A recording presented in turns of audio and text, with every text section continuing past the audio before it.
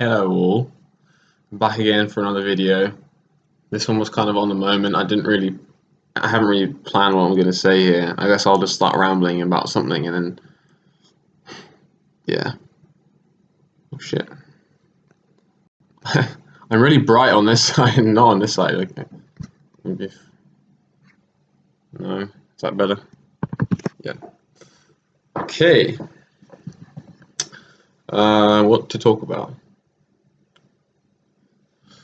I guess I want to talk about Megan, but I kind of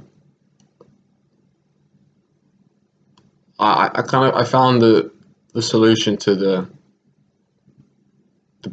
crux of the problem. Is that, yeah, the core of the problem. I found the answer to it last night.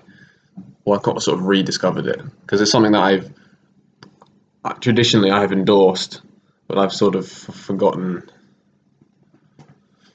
forgotten to keep doing it. So, and that is allowing yourself to feel your emotions, which might sound quite basic, but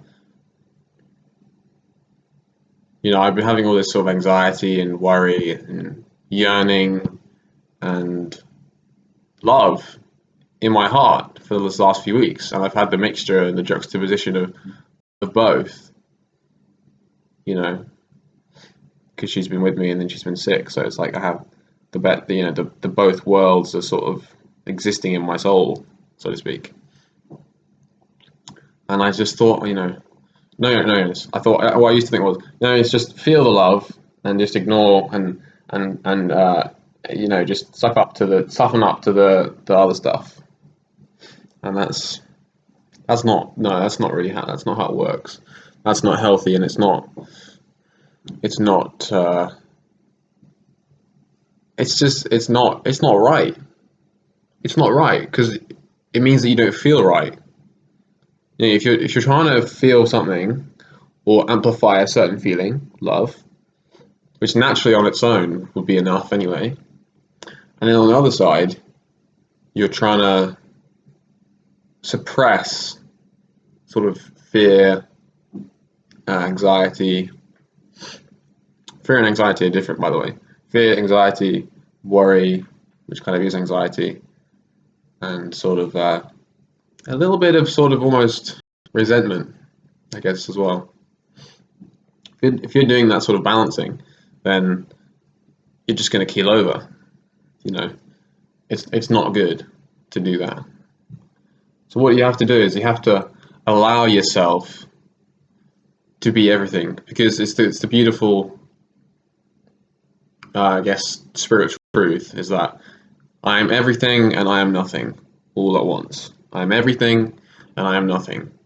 I'm smart, funny, charming, whatever, but I'm also clumsy, really stupid sometimes. I can feel jealous, I can be embarrassed, blah blah blah. You are everything, you're nothing. You're super cool and you're also super nerdy. It's like that's you. And as soon as you try to be one and sort of suppress the other on any emotional spectrum, you're just not going to function as a human being. So it's all about, feeling sort of these sort of relationship anxieties that I have been feeling. Kind of like, oh, she's been really ill. Does she still, we haven't really seen each other. Does she still like me?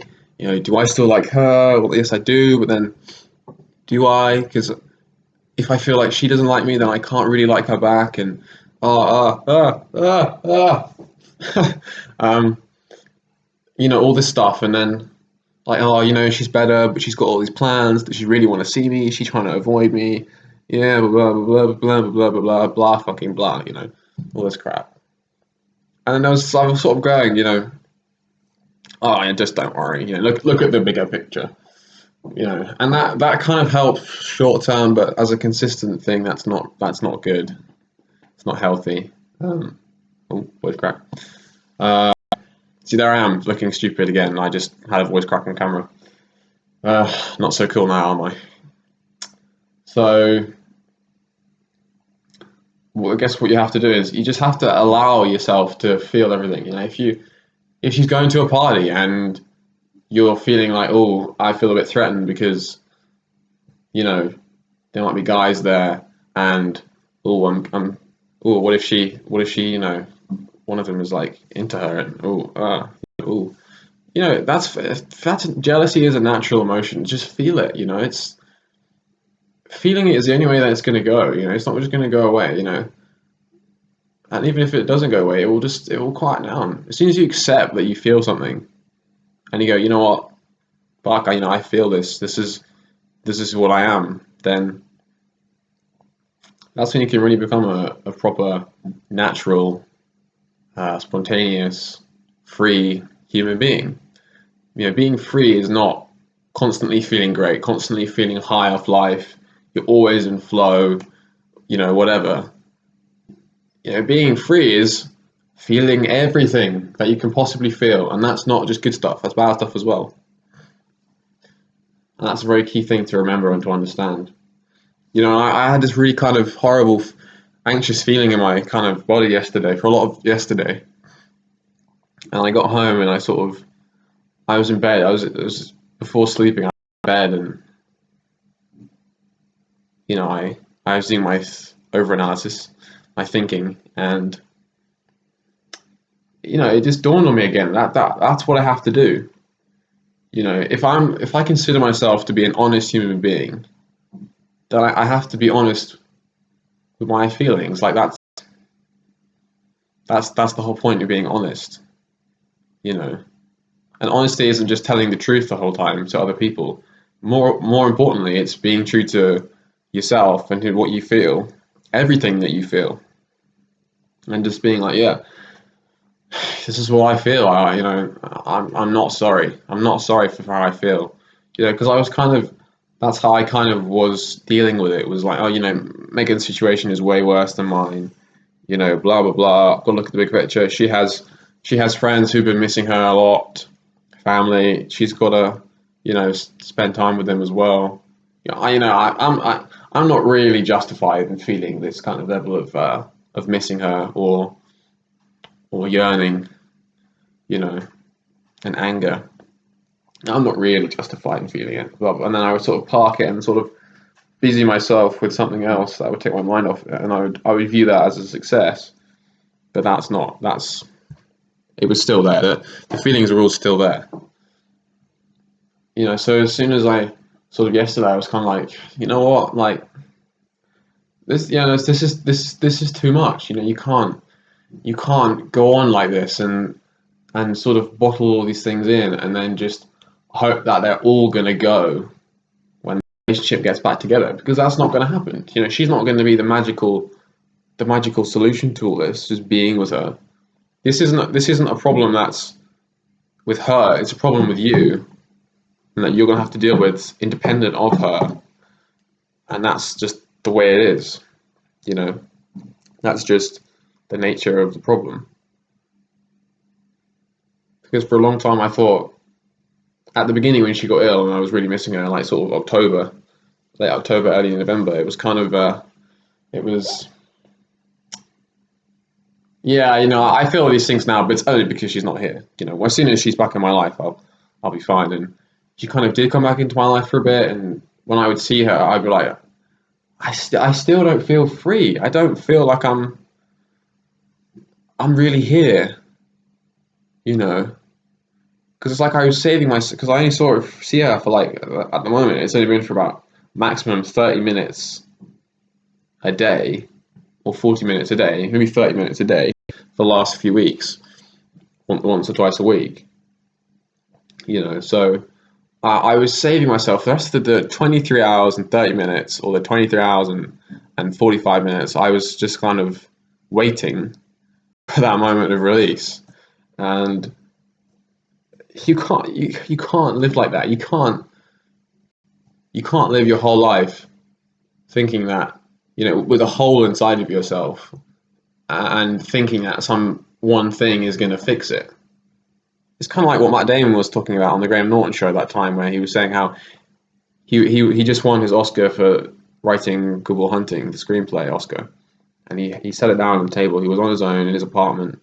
His girlfriend had gone to sleep, and he was just sitting there, and he had this experience where something washed over him, and he felt so blessed. Was the word that he used. Felt so blessed that he had sort of discovered this awareness that, you know, he was so glad that he had gotten it now, and then he could live on, and then as he grew up and matured, he could then look back and appreciate it, rather than being someone hypothetically who didn't win it and then won it when they were at the end of their life and they've been chasing it their whole life, and then they finally get it, but then when they get it, they realize that it's not enough.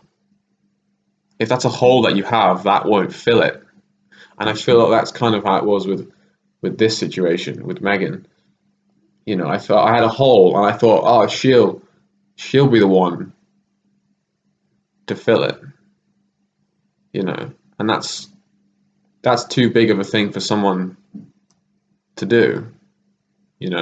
I wouldn't want to be someone's. I wouldn't want to be considered the thing that's going to fill someone's hole that's inside of them. That's a way too big a responsibility for one person. So again, I experienced it. I guess what it really is it's emotional confusion. Is what it is basically. It's not recognizing or not knowing what exactly you feel, and then as a result of that, you're just confused because either you don't know, or you know and you're pretending that you don't want to know, or you're pretending that you don't know, or you don't. You're sort of it's an ignorance. You don't want to recognize it, and it all goes back to that Gandhi kind of idea. All that emotional confusion is just you're not allowing yourself to feel the things, or to feel things when they arise. When the feeling of jealousy arises, you're not allowing yourself to feel it. When the feeling of love arises, you're not allowing yourself to feel it. When the feeling of anger, resentment, even hate, but not in this situation for me, because I don't really hate anything, but these are just examples. Whenever these emotions arise, you have to allow them to be there. You can't, as soon as you put the brakes on and say, no, I'm not going there, I don't want that, that's when you get emotional confusion. And although you might not get it straight away, it will build up. It will build up. And that's how I got episodes that I would cry just randomly. Like I was watching the film Leaving Las Vegas, and I just started crying halfway through because there have been so much build up, and I sort of, it's the whole thing of, oh no, I'm just got to be patient. It'll get better. Blah blah blah, and not allowing myself to feel the things that I really owed myself to really allow myself to feel it. I really owed that to myself, and I wasn't. So it all built up, and then my heart and my soul was like, no, we have to get this out. No, we're doing this now. We're going to cry because that's what you need to do, and that's what I did. And it's all links back to being natural, I guess. Being natural and being free is not constantly feeling good. And like I had this little blue notebook that's in my bedside table on the bottom shelf, and I write like sort of, I guess they're philosophical ideas, but not really philosophical. Not like mainstream, I guess. Not about like free will and things like that, but it's just thoughts that I have about things and issues that I have, and it's stuff that it's just random brilliant ideas or random interesting ideas that I get just before bed, and if I feel like I want to remember it, then I write it down. So it's not like I would do in my journal where there's a story I want to tell, or there's a whole concept, I guess, that I really know lots about, and I really want to get it down. There's lots of it. It's not going to be about. Yeah, so the journal's about things that lots of big things that I learn, whether that's through stories or just through whatever. That will go in the journal. but the notebook is for little ideas, little anecdotes, little pearls of wisdom, I guess, not to blow my own trumpet, but pearls of wisdom that I get that help me, you know.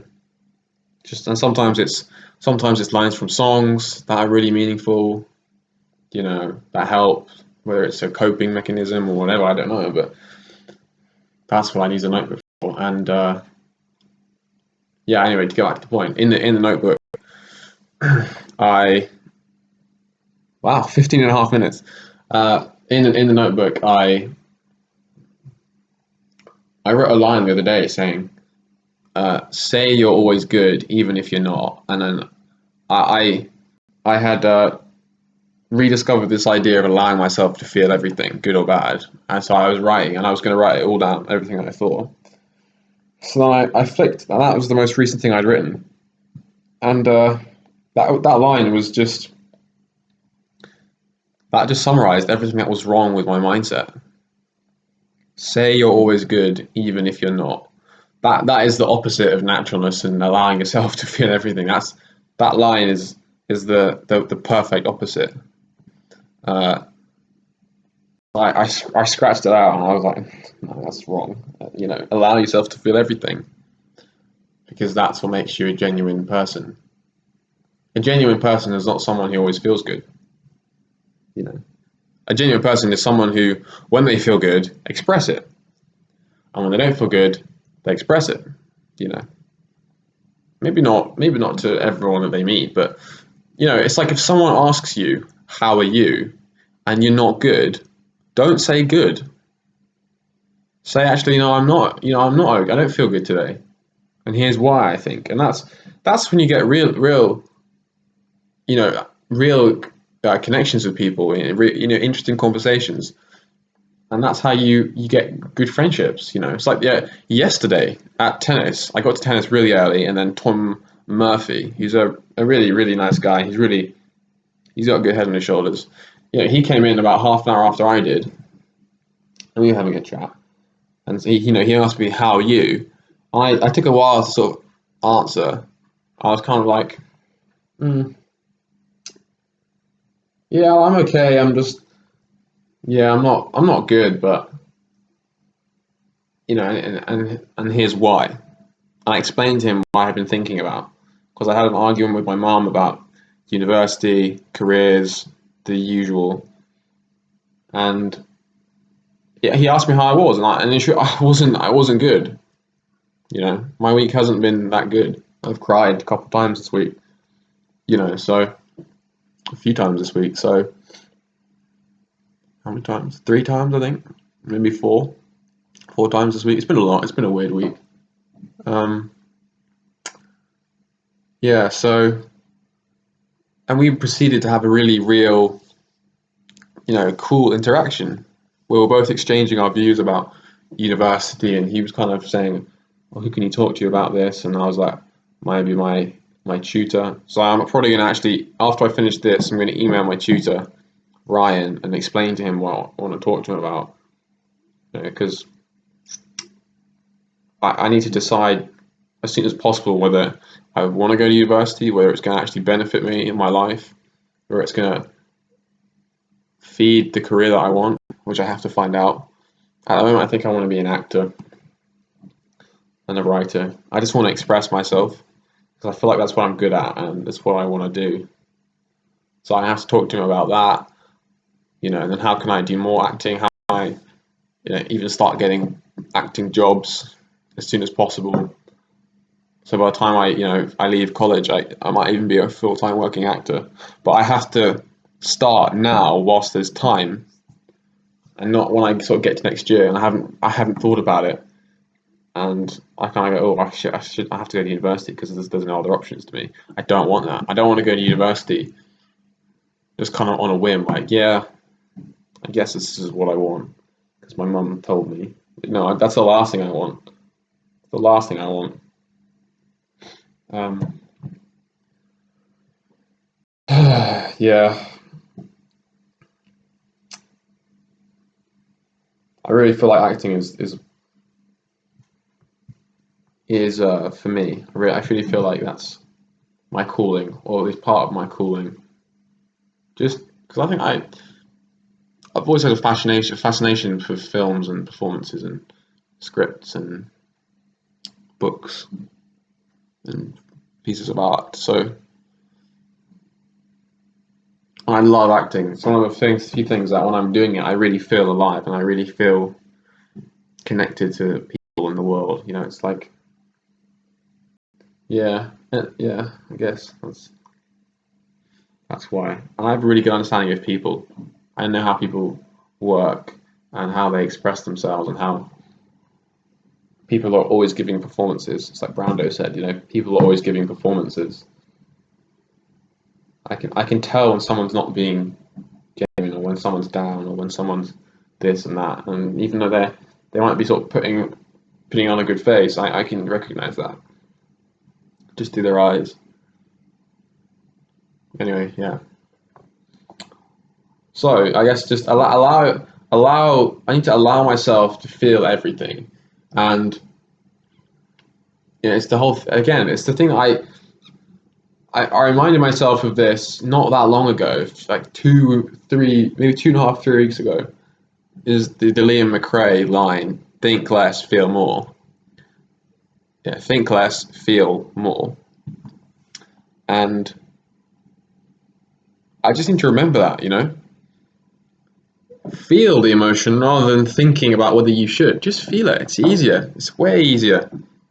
Because when you're feeling emotion, it's when you're really being a human being, just a normal human being. Normal human beings just feel. You can even go on an anthropological level. You know, how old is language? You only think because you know a language. If you don't know a language, all you can do is feel and then act upon that. There's no coherent thought without language. So humans have been around far, far longer than language. So at a basic level, humans are meant to feel more than they are to think. Thinking coherently has only been a relatively recent thing for the human race. So it's not natural for us to do that. It's natural for us to feel rather than think. Thinking is only meant to aid. It's only meant to be like the icing on the cake. It's meant to aid us, when we act upon our feelings. I really feel like acting is something that I really want to do, and writing and creative and being expressive. I really feel like that's my calling, and I don't think I don't think I want in my life. I want to do something where it requires a great deal of logical thought, because for me that's poison. It's just not like being a lawyer or um, whatever. It's like it's too much. It's too much. I don't want that for myself. It's unhealthy. It's not what I want. Yeah. Anyway, I think from now on I'm really gonna appreciate things more. You know, and just think less, feel more, and just if something is bothering me, I'll feel it, and if something's bothering me whilst I'm with Megan, I'll from now on I'll tell her. You know, if that's what I feel in the moment, if I'm with her and I'm in the moment and I feel and I don't feel anything bad, then obviously I'm not going to say anything about feeling bad because I don't.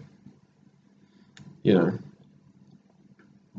only when you allow yourself to feel bad can you allow yourself to feel good, and thus you can only feel good if you can feel bad.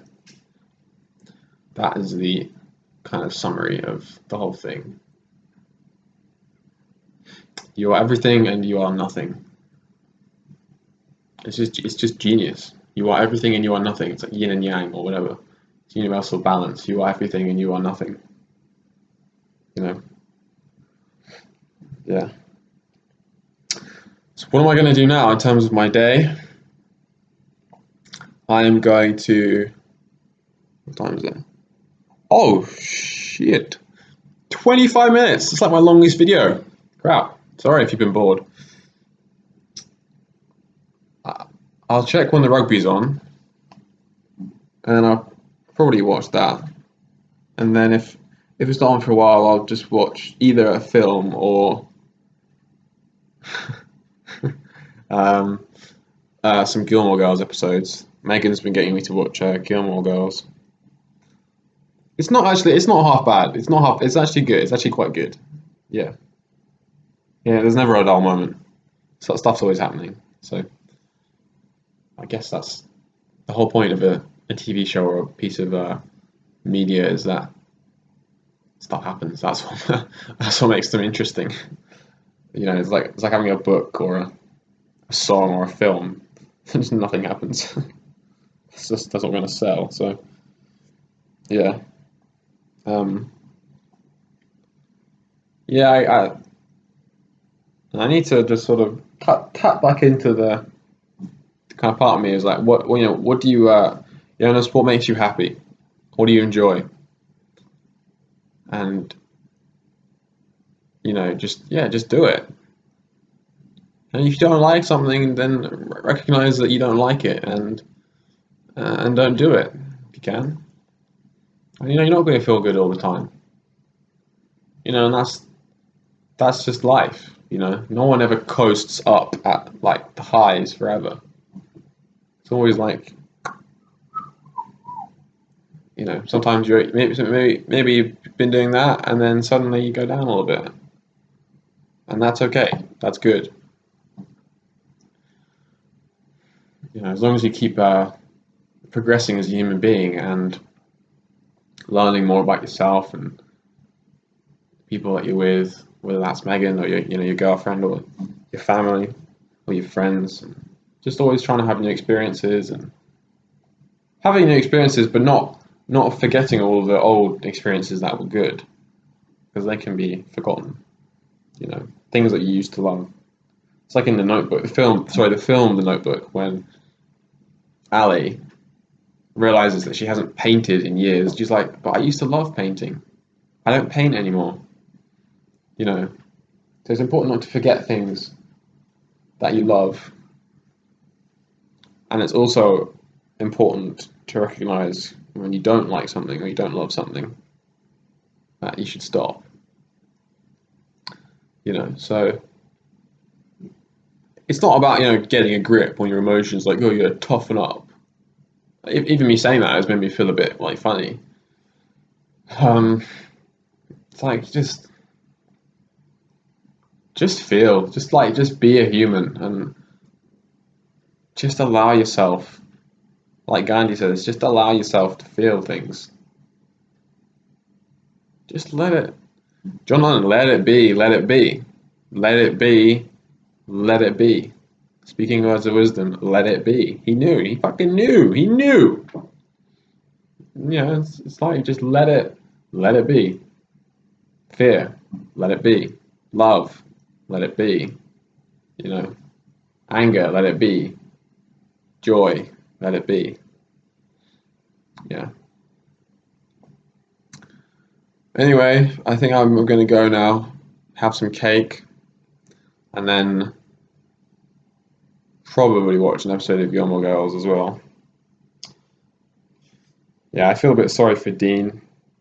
Megan, well, it doesn't say, she used to say that I was, out of all of Rory's boyfriends on the show, I remind her most of Dean.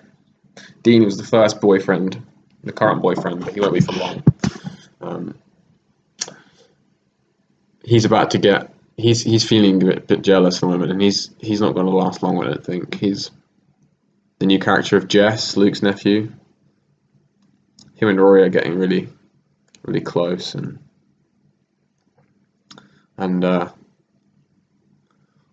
yeah, I feel a bit sorry for Dean, just because I have that kind of loose connection with him. Apparently, I don't mind making a bit of Dean. So I'd be sad to see him go, but I think Jess is cool. He's like, I think it's deliberate. It's like you're not supposed to like him at the start because you know, he's just moved town and his mum doesn't really like him and he's got no friends and he's having to start a new school. But Rory kind of befriends him and they get a bit of a bond. And when he's around her, you can kind of you see his good side. You know, he has a good side, and I hope that we see more of that. I hope he's not a total douchebag. Um, we'll see. We'll see this episode. Uh, yeah. I don't know what else I can say. I mean, speaking for 30 minutes, I did not expect that. I was just thinking of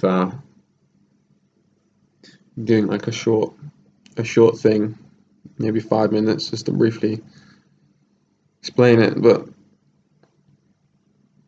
tough luck for you. You have to sit through all this. 30 minutes. Fuck, that's long. I don't think I'm going to watch this back because at least not for a while. I just feel like I need to, you know. Um,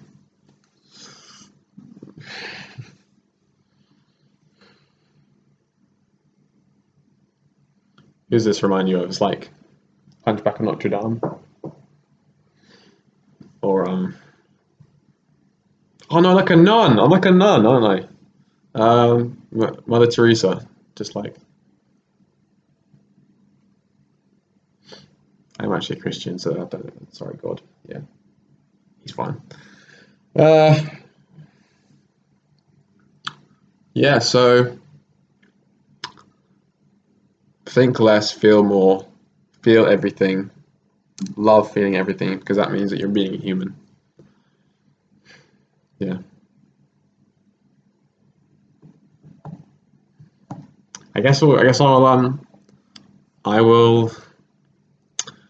wrap it up. Yeah, it's been fun as always. Ugh, my posture is so bad. Anyway, all right, I've got to end this video now. Yeah, peace out. Feel love, feel anger, feel resentment, feel yearning for the presence of somebody else. Fucking drown in it. Soak it up. Soak it up. You know, and just squeeze it out of you. It will go. It will squeeze itself out. Just absorb it first, and it will do its part. You got to do your part, and it will do its part. And you're always justified in feeling anything. I think. You know, maybe. I mean that. I guess in terms of my life, you know, I wouldn't use that maybe as a universal truth. But in my life, you know, I'm not a psychopath. I'm not a hateful person. So in my life, that mantra works. You know, if I feel something, whatever it is, I know that I'm justified in feeling it. I know that. I know that. If I love someone, I know that. I know it's justified. I don't have to explain it to anyone. And if I feel resentment or I feel yearning or I feel loneliness, I know that I'm justified in feeling that.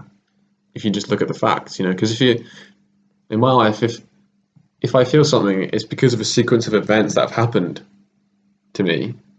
So I wouldn't feel that unless I felt it.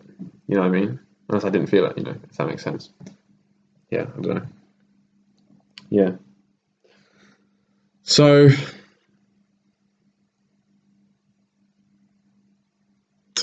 uh thanks for watching and I will see you around.